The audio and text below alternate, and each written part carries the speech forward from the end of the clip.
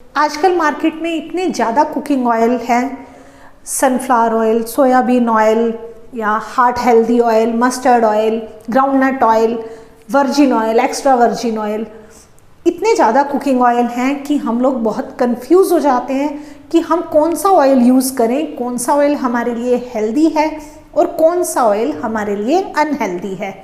तो आज हम इसी की थोड़ी सी चर्चा करेंगे कि हमारी कुकिंग के हिसाब से हमें कौन सा ऑयल चूज़ करना चाहिए। एक चीज़ हमने बहुत सुनी है कि सैचुरेटेड ऑयल हमारे लिए अच्छे नहीं हैं और अनसैचुरेटेड ऑयल हमारे लिए अच्छे हैं।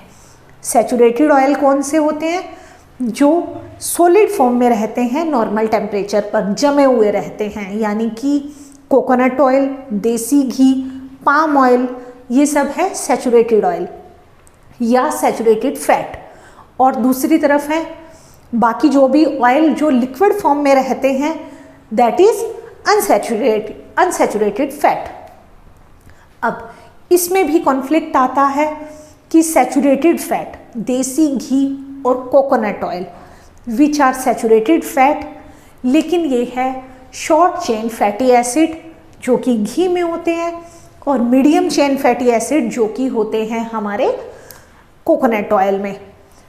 हमारी body short chain fatty acid और मीडियम चेन फैटी एसिड को बहुत डिफरेंट तरीके से डाइजेस्ट करती है, बाकी फैट्स के तरह नहीं डाइजेस्ट करती। ये बॉडी में बहुत जल्दी डाइजेस्ट हो जाते हैं और बाकी फैट जो हमारी बॉडी में बैड फैट जमा हो गई है उसे कट करने में हेल्प करते हैं और हमारी बॉडी के बैड कोलेस्ट्रॉल को कम करते हैं। तो सैचुरेटेड फैट हमारी हेल्थ के लिए अच्छे नहीं हैं, लेकिन देसी घी और coconut oil are the exceptional case. इन्हें हमें अपनी डाइट में ज़रूर ऐड करना है। ट्रेडिशनली अगर आप कोकोनट ऑयल खाते आ रहे हैं तो कोकोनट ऑयल ज़रूर खाइए और देसी घी खाते आ रहे हैं तो देसी घी ज़रूर खाइए। सबसे अच्छी फैट है देसी घी। अब चलते हैं ऑयल की तरफ कि रेगुलर कुकिंग में कौन सा ऑयल यूज़ करें। अब जैसे कि मैंने आपको बताया कि चेन बहुत डिपेंड करती है कार्बन चेन की उस ऑयल के डाइजेशन पर। तो जितने भी ऑयल्स हैं that are long chain fatty acids, लेकिन उनमें मोनो अनसैचुरेटेड फैट और पॉली अनसैचुरेटेड फैट होती है जो उनका डाइजेशन ईजी बनाती है। अब चलते हैं थोड़ा सा इसकी डीप स्टडी की तरफ। हमारे वेजिटेबल ऑयल में होते हैं EFA यानी कि एसेंशियल फैटी एसिड, जिन्हें आजकल हम जानते हैं ओमेगा 3 और ओमेगा 6 के नाम से। Omega 3 is linolenic acid, omega 6 is linoleic acid. अब ये दोनों एसिड हमारे ऑयल से हमें मिलते हैं। ये फैटी एसिड जो कि हमारी बॉडी के लिए एसेंशियल है, ये हमारी बॉडी खुद नहीं बनाती, तो ये हमें लेने हैं अपनी डाइट में। सबसे अच्छा सोर्स जो इसमें है that is mustard oil. Mustard oil में ओमेगा 3 और ओमेगा 6 का परफेक्ट रेशो मिलता है जो हमारी बॉडी को चाहिए। ओमेगा 3 के सप्लीमेंट ले रहे हैं आजकल हम, जो कि मस्टर्ड ऑयल में ऑलरेडी था।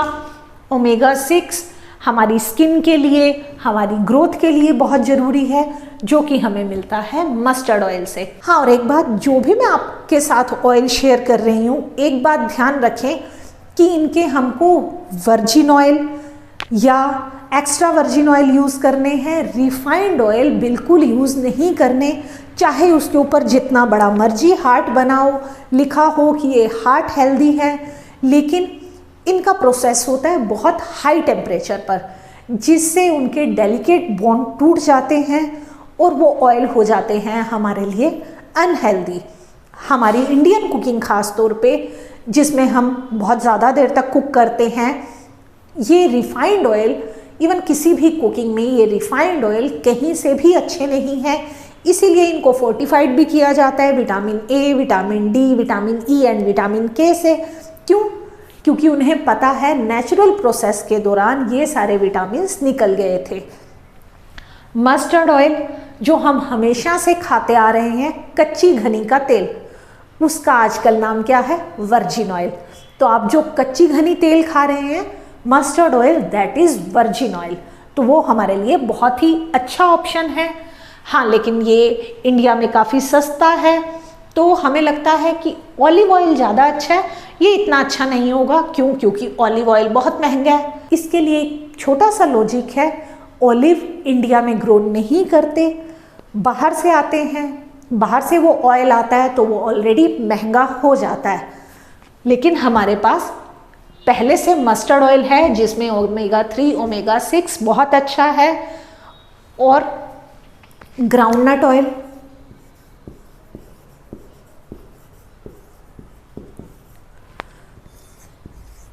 सिसमे ऑयल यानी कि तिल का तेल,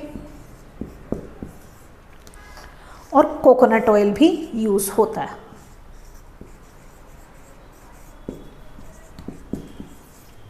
इन ऑयल्स में mustard oil, groundnut oil, sesame oil और कोकोनट ऑयल में से मस्टर्ड ऑयल में सबसे अच्छा रेशो रहता है ओमेगा 3 और ओमेगा 6 का।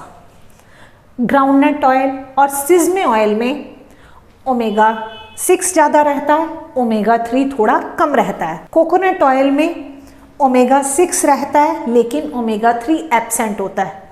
अब हम क्या करते हैं, इतना सा सुनने के बाद अपने ऑयल्स को शिफ्ट करना स्टार्ट कर देते हैं।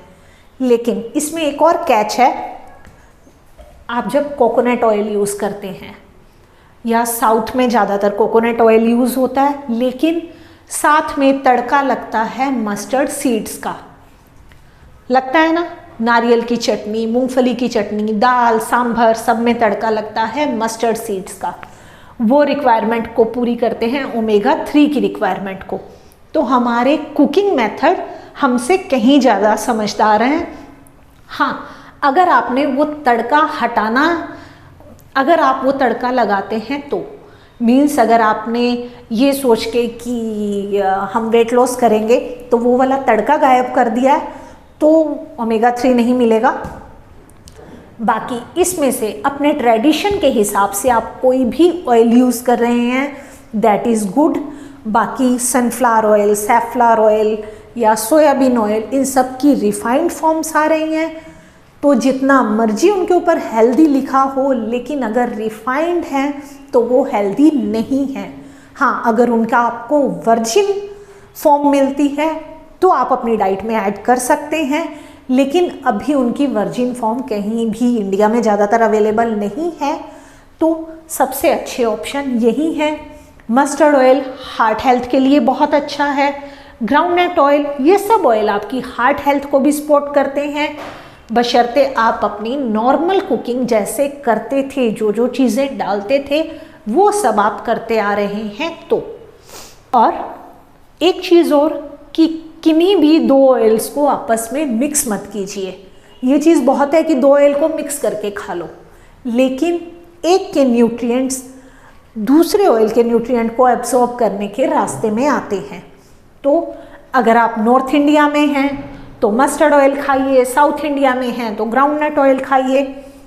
कहीं भी जो भी आपके ट्रेडिशन में यूज़ आता है, या आप जिस तरह की कुकिंग कर रहे हैं, बनाना चिप्स बना रहे हैं तो कोकोनट ऑयल में फ्राई कर लीजिए, पकोड़े बना रहे हैं तो देसी घी में फ्राई कर लीजिए, या हाँ, देसी घी जैसे महंगा होता है तो हम डीप फ्राइंग में मस्टर्ड ऑयल यूज़ कर सकते हैं, लेकिन एक बार डीप फ्राई करने के बाद उस ऑयल का यूज़ आप नहीं कर सकते, क्योंकि उसके बॉन्ड्स टूट जाते हैं और वो खाने के लिए अनहेल्दी हो जाता है। तो आप उसमें डीप फ्राई कीजिए मस्टर्ड ऑयल में, लेकिन बचा हुआ ऑयल फेंक दीजिए।